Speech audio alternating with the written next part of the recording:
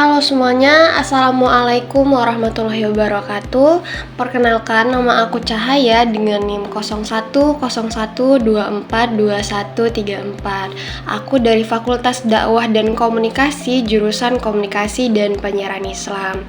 Oke teman-teman semuanya, pada video kali ini aku akan menjelaskan apa sih jurnalistik itu dan apa saja sih ruang lingkup dari jurnalistik tersebut.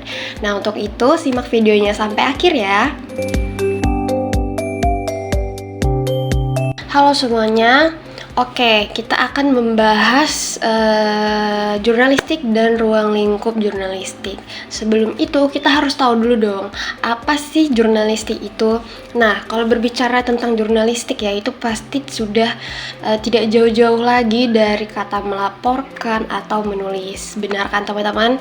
Ya, oke. Jadi jurnalistik itu adalah kegiatannya yang berhubungan dengan pencatatan atau pelaporan, atau bisa diartikan bahwa jurnalistik itu merupakan aktivitas pengumpulan, penyusunan, pelaporan, dan penyebar luasan berita kepada masyarakat atau kepada khalayak ramai.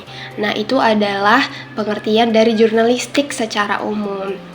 Oke, baik teman-teman semuanya, tadi kita sudah mengetahui ya penjelasan dari pengertian jurnalistik. Nah, kita lanjut yaitu masuk ke ruang lingkup jurnalistik itu sendiri. Nah, ada dua bentuk ruang lingkup jurnalistik, yakni news dan views.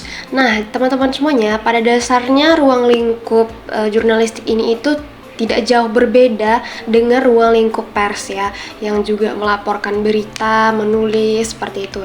Nah, yang pertama kita masuk ke news. Nah, seperti bahasa Indonesianya saja ya, news itu artinya berita. Nah, teman-teman semuanya, news ini adalah penyajian kumpulan informasi atau laporan mengenai suatu peristiwa terbaru atau aktual dan pelaporan fakta yang aktual, menarik perhatian dan nilai penting bagi masyarakat. Nah, teman-teman, secara garis besar ya, news itu juga dikelompokkan menjadi dua.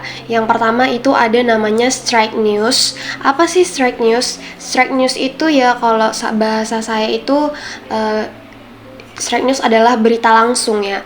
Dia itu penulisan beritanya itu tidak bertele-tele dan dia itu terikat waktu. Maksudnya itu adalah beritanya ini itu cepat basi. Nah, ketika ada suatu peristiwa atau kejadian yang memang misalkan ada kejadian kebakaran atau isu politik yang baru saja demo, nah itu langsung diliput dan beritanya itu cukup mengisi to the point aja, tidak berbelit-belit ya, menggunakan 5W 1H atau piramida terbalik. Nah, beritanya itu ditulis secara singkat, padat, dan lugas. Itu untuk straight news. Kemudian yang kedua itu ada namanya tuh feature news. Nah, feature news ini tadi saya nggak disampaikan ya, di straight news tadi itu tidak mengandung ya, ataupun tidak sedikit pun itu tidak ada opini dari penulis. Itu murni data yang diambil sesuai dengan apa yang terjadi. Nah, berbeda dengan yang kedua ini yaitu feature news. Kalau misalnya feature news ini dia itu penulisannya itu lebih seperti human interest ya, misalnya itu tentang sosok atau historical features, tentang sejarah atau biografi seseorang. Nah, itu ditulis dengan adanya opini di dalamnya dan itu tidak ada keterikatan waktu. Nah, boleh dibaca kapan saja, boleh ditulis kapan saja. Dia juga memuat fakta ya yang akurat dan faktual, tapi cenderung dia lebih pembawaan penulisannya itu lebih seperti penulisan narasi. Di dalamnya itu ada emosional seperti itu ya, lebih kayak laporan pandangan sendiri seperti itu. Oke teman-teman, yang kedua kita masuk ke views. Nah, yang pertama tadi ada news, yang kedua ini ada namanya views. Nah, teman-teman semuanya, ruang lingkup jurnalistik ini itu berupa pandangan ya atau pendapat para pekerja jurnalistik mengenai permasalahan, kejadian atau peristiwa. Jadi views ini itu lebih ke sudut pandang ya, penulisan jurnalistik yang dia itu lebih ke opini atau pendapat pribadi. Dia itu diklasifikasikan menjadi 4. Yang pertama itu ada namanya editorial.